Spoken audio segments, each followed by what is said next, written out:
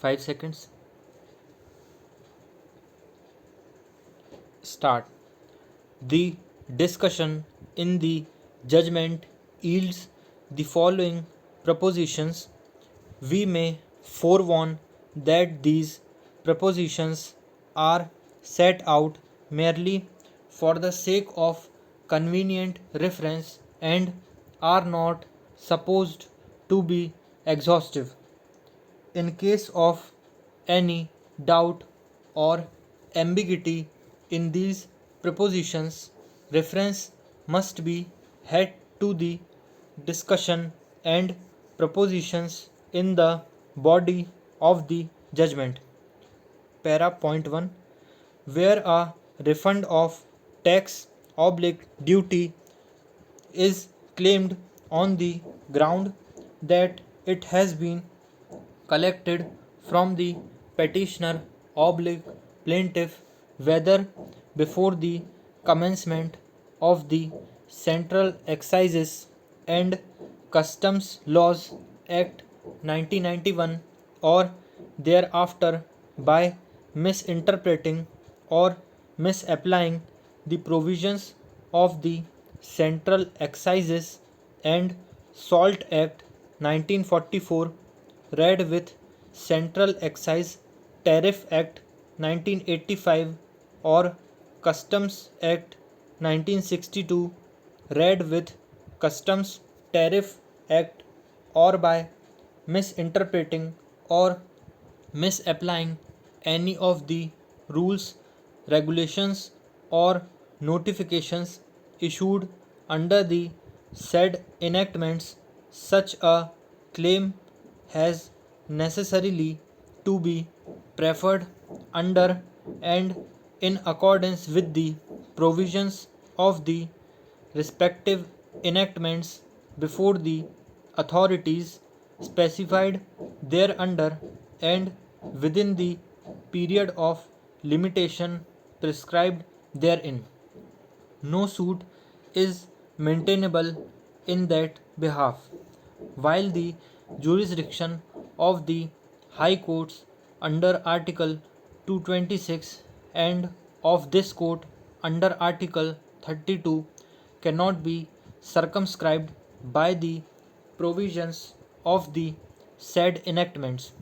They will certainly have due regard to the legislative intent evidenced by the provisions of the said acts and would exercise their jurisdiction consistent with the provisions of the Act.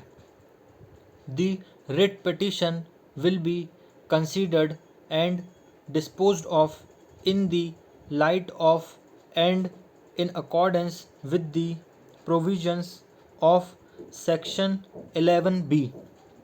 This is for the reason that the power under Article 226 has to be exercised to effectuate the rule of law and not for abrogating it. Para. The said enactments, including Section 11B of the Central Excises and Salt Act and Section 27 of the Customs Act, do constitute law within the meaning of Article 265 of the Constitution of India, and hence any tax collected, retained, or not refunded in accordance with the said provisions must be held to be collected, retained, or not refunded as the case may be under the authority of law. Both the enactments are self contained enactments providing for levy, assessment, recovery, and refund of duties imposed thereunder.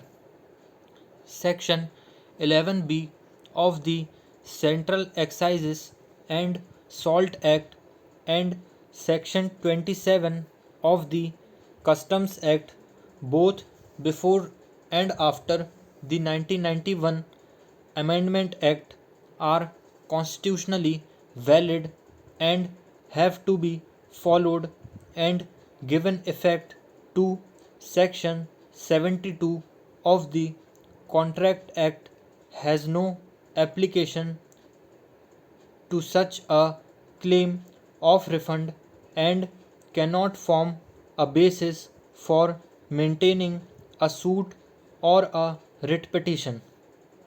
All refund claims except those mentioned under Proposition 2 below have to be and must be filed and adjudicated under the provisions of the Central Excises and Salt Act or the Customs Act as the case may be. It is necessary to emphasize in this behalf that Act provides a complete mechanism for correcting any errors whether of fact or law, and that not only an appeal is provided to a tribunal which is not a departmental organ but to this court which is a civil court. Stop.